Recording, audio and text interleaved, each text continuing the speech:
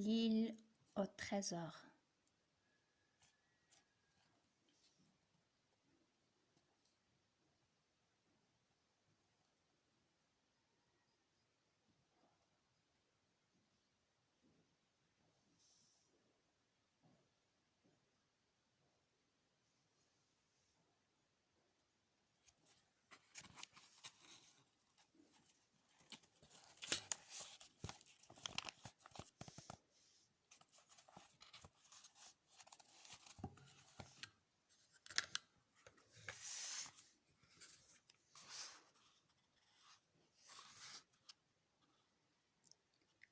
Le vieux marin.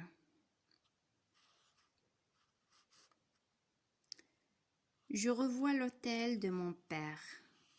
Il est construit au bord de la mer, devant des rochers.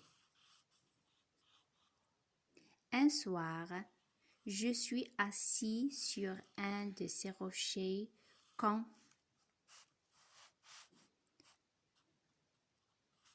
je vois arriver un homme. Il marche avec peine. Ses cheveux sont gras, sa veste est sale, ses mains sont noires, il est blessé. Une ligne rouge part de l'oreille droite et descend jusqu'au menton. Il est vieux, mais encore grand et fort. L'homme, un marin c'est sûr, s'arrête et regarde la mer, puis les rochers. Il chante d'une voix forte. Ils sont 15 hommes. Ils sont 15 hommes sur le bateau. Le mort est sous leurs pieds, tous les autres noyés.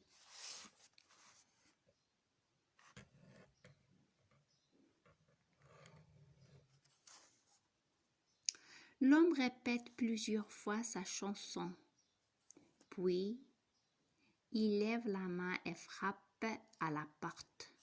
« Je veux un verre d'alcool, » dit-il.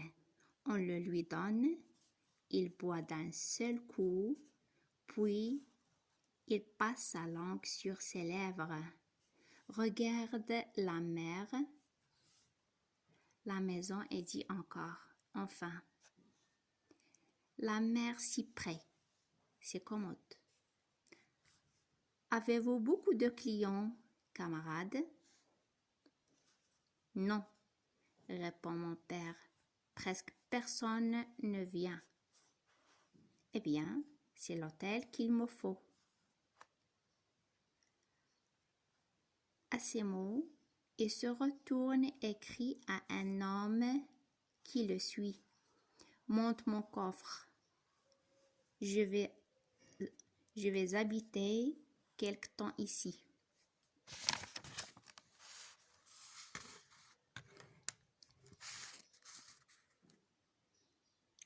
Puis il nous regarde de nouveau et dit, « Je suis un homme simple, facile à vivre. Tout ce qu'il me faut, c'est du rhum, des œufs et ce grand rocher là-haut pour regarder passer les bateaux. Vous m'appellerez capitaine. Je vois. Vous voulez encore quelque chose? Tenez. » Et il jette 4 ou 5 pièces d'or devant lui. Quand tout sera dépensé, vous le direz. Je vous en donnerai d'autres. Les jours suivants, le capitaine passe son temps à marcher au bord de la mer. Il tient à la main une longue vue. Il regarde tous les bateaux qui passent. Il revient seulement le soir. Avant d'entrer dans la maison, Il demande toujours s'il y a un marin dans la salle, puis il regarde par la porte. Ensuite, seulement, il entre et va s'asseoir dans un coin. Près du feu, on lui apporte du rhum. De temps en temps, il lève le bras, jette la tête en arrière et boit son verre d'un seul coup. Quand on lui parle, il attend un moment, puis il vous regarde et souffle par le nez comme un taureau. Le premier jour, elle m'a appelé et il m'a dit « Je te donnerai 10 francs chaque mois, mais si tu vois passer un marin qui a seulement une jambe, viens me le dire. »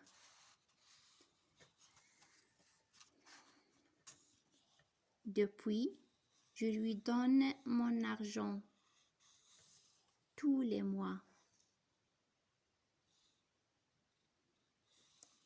Depuis, je lui demande mon argent tous les mois.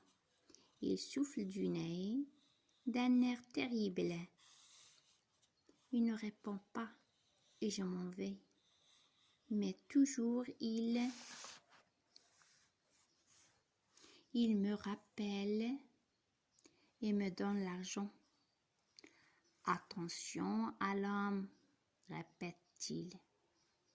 J'ai peur de lui, c'est vrai, mais j'en ai beaucoup moins peur que les autres. Certains soirs, il boit tellement d'alcool que les yeux lui sortent de la tête. Alors il fait servir du rhum à tous nos clients. Il les oblige à chanter, puis il leur raconte de terribles histoires. Ah, ces histoires! Je tremble comme rien que d'y penser et parle de coups de couteau, de gens que l'on pend ou que l'on tue,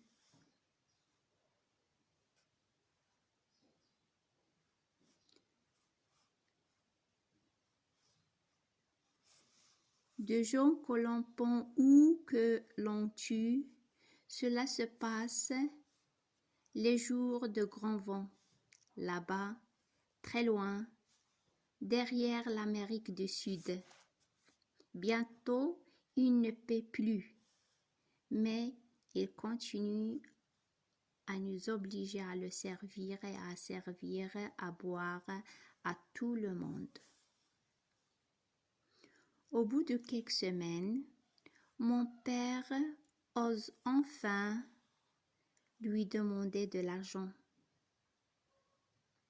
Le capitaine recule le haut du corps et souffle par le nez avec une si grande force que mon père rentre dans la cuisine.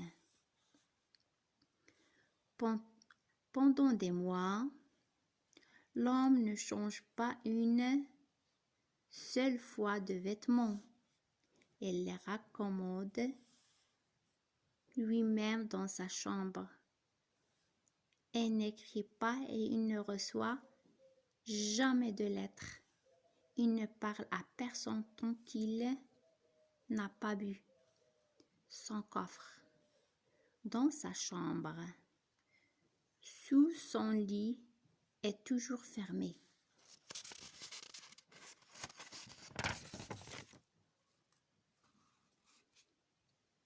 À la prochaine, Inch'Allah, on va voir Chien Noir paraît et disparaît